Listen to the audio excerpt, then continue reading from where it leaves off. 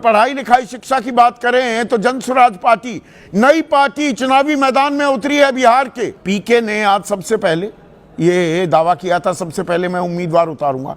51 ही उतारे हैं, पर पढ़े लिखे उम्मीदवारों की भरमार दिखाई दी। ये राजनीति की नई बयार भी साबित होगी क्या? और ये युवा प्रदेश है, यहां पर जेनजी क्या इसी चीज की सबसे ज्यादा मांग कर रहे हैं? ये आने वाले दिनों में सबसे बड़ा मुद्दा बन जाएगा क्या? और जब पढ़ाई लिखाई की बात हो रही है, भाई पढ़ोगे लिखोगे तभी रोजगार मिलेगा ना। तो एक राजनीति की नई बयार शुरू करते दिखाई दे रहे हैं क्या पीके? मैं प्रशांत किशोर की बात कर रहा हूं, नया एंट्रेंट बिहार की राजनीति में। अब तक रणनीतिकार की भूमिका निभा रहे थे, अब खुद चुनावी समर में कूद पड़े हैं प्रशांत किशोर। सबसे पहले उम्मीदवारों की घोषणा तो कर दिया, 51 ही सही, 241 में से 20% से तो ऊपर उम्मीदवारों का ऐलान कर दिया। और अभी एनडीए से तो खबर आ रही है 13 नवंबर को संयुक्त सूची जारी होगी। तब तक प्रशांत किशोर क्या सारे उम्मीदवारों का ऐलान कर चुके होंगे? और इन उम्मीदवारों में नाम किस किस के हैं, ये बड़ा दिलचस्प है। केसी सिन्हा, ये कई यूनिवर्सिटीज के चांसलर रह चुके हैं, गणित पर किताब भी लिखी है। आर.के. मिश्रा, आईपीएस, पूर्व महानिदेशक होमगार्ड्स। Doctor A K.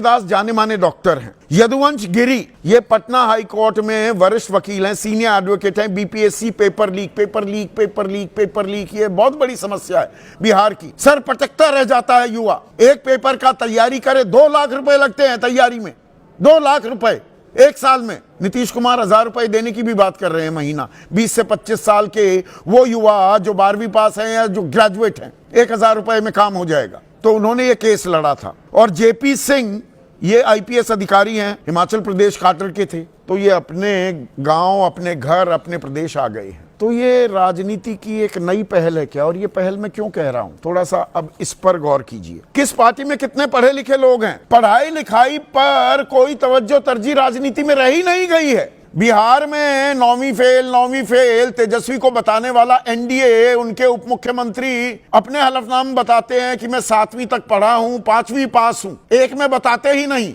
एक में डॉक्टर ऑफ लिटरेचर हो जाते हैं जो मानद उपाधि, उसी को पढ़ाई लिखाई बता दिया जाता है। तो वो बिहार जिसका डंका दुनिया में बजता था, भारत ही नहीं, उसकी बुद्धिमत्ता का, उसका ह्यूमन रिसोर्स का, मैं बिहारियों की बुद्धिमत्ता का, उनकी मेहनत का कायल हूं। ये मैं कई बार कह चुका हूं।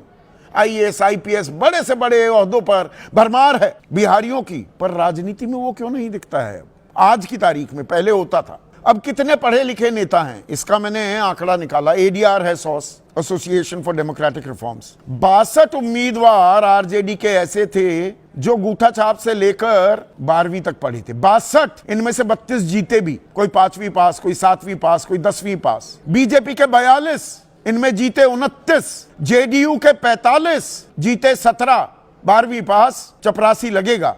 यहां पर हम नीति निर्धारक, और चपरासी कोई बुरा काम नहीं है, मैं डिग्निटी ऑफ लेबर का सम्मान करता हूं, पर जो हमारे कर्ता धर्ता हैं, जो चलाएंगे, कानून बनाएंगे, आपके मेरे भलाई के फैसले लेंगे, 12वीं पास, 10वीं पास, सब चलेगा। डिग्रियों का पता नहीं होता, डिग्री दिखाई नहीं जाती, छिपाई जाती हैं। कांग्रेस के 16, जेडीयू के मैंने बताया 45, और दागी, ये तो न्यू नॉर्मल हो चुका है, मतलब न्यू क्या, बहुत ओल्ड नॉर्मल मैं कहूंगा। बाहुबल, धनबल, इसी पर तो राजनीति टिकी होती है। आरजेडी के 54 उम्मीदवार जो जीते दागी थे, 73% उम्मीदवार दागी। बीजेपी के 47, 64%, जेडीयू के 20, 47%, कांग्रेस के 16, 84%, सीपीआईएमएल के 10, 83%, एआईएमआईएम के 100% स्ट्राइक रेट, पांचों के पांचों दागी।